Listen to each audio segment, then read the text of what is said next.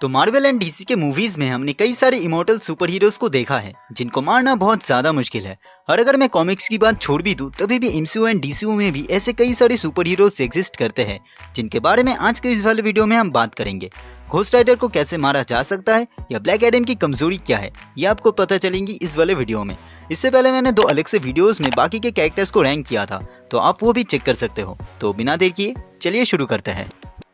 Number 5, Ghost rider.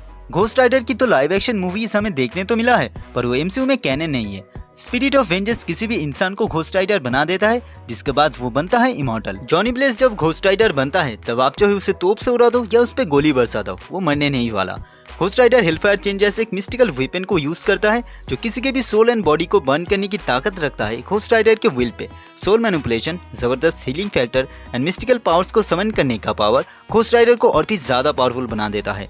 Spirit of vengeance अपने host को हमेशा के लिए इमॉर्टल तो बना देता है, साथ ही वो एजलेस भी हो जाता है। स्पिरिट ऑफ वेंजेंस गॉड्स के पावर से बना है, तो सिर्फ उन गॉड्स ही है जो घोस्ट राइडर को मार सकता है। पर अगर उस होस्ट को अपने पावर्स को समन करने से पहले ही कोई उसे मार दे तब उसका डेथ हो सकता है। Number 4, Eternals. Basically Eternals MCU में सेलेस्टियल्स का क्रिएशन है, तो इसलिए इनकी ओरिजिन ही इन्हें एक पावरफुल बीइंग बना देता है। टोटल 10 इटर्नल्स की टीम अभी तक एमसीयू में हमें दिखा है जो अलग अलग पावर्स को होल्ड करते हैं। इनमें से किसी भी एक की पावर आपको थोड़ा कम लग सकता है, लेकिन जब वो लोग एक साथ दुश्मन के सामने आते हैं तब काश ही दुश्मन बच पाता है।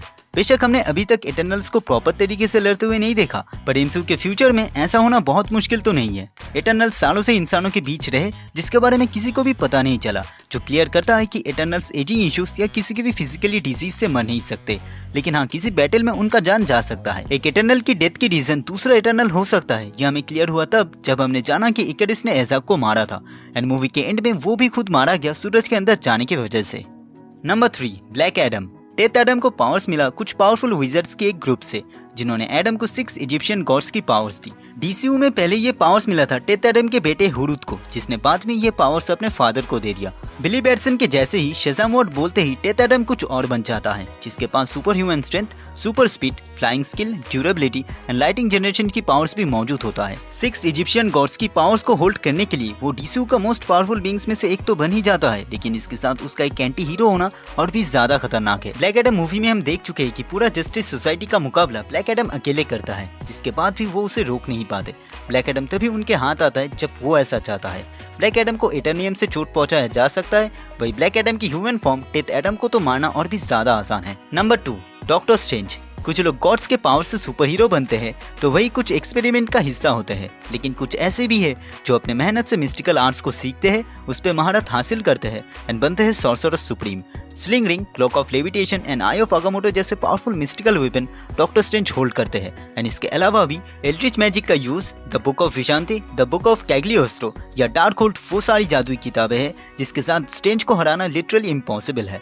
स्ट्रेंज फाइट में जितना फिजिकली ताकत यूज करते हैं उससे कई ज्यादा अपने इंटेलिजेंसी को, टाइम स्टोन के यूज से कैसे डोरमाऊ या थैनोस जैसे विलन से निपटना है, ये स्ट्रेंज अच्छी तरीके से जानते हैं। सॉर्सरर सुप्रीम होने के नाते आपके पास कई रिस्पॉन्सिबिलिटीज रहेंगी, तो ऐसे में स्ट्रेंज को ये पता है कि उन्हें कब तक जिंदा रहना होगा, और इसी दौरान अगर कोई दुश्मन स्ट्रेंज से भिड़ पड़े तो काश ही वो बच पाएगा, और अगर दुश्मन बहुत ही ज्यादा पावरफुल हुआ तब स्ट्रेंज पूरी तैयारी के साथ उसके सामने जाएगा। Number 1, Doctor Fate. अगर मार्वल का सॉर्सरर सुप्रीम हम डॉक्टर स्ट्रेंज को माने, वही डीसी में ये पोजीशन होल्ड करते हैं डॉक्टर फेट। इन दोनों में कई सिमिलरिटीज होने के बावजूद भी डॉक्टर फेट कई मायनों में स्ट्रेंज से बेहतर है। Lord of order Kent Nelson को चुनता है, जिसके बाद वो बनता है Doctor Fate. Energy manipulation, teleportation या टेलीकिनेसिस जैसे पावर्स डॉक्टर फेट होल्ड करते हैं। इसके अलावा जहाँ दूसरे सॉर्सरर्स स्पेल्स को सीखते हैं, वही डॉक्टर फेट अपना स्पेल खुद बनाता है। लॉर्ड ऑफ ऑर्डर की हेलमेट डॉक्टर फेट को फ्यूचर भी दिखा सकता है, जिससे डॉक्टर फेट हमेशा तैयार रह पाते हैं आने वाले जंग के लिए।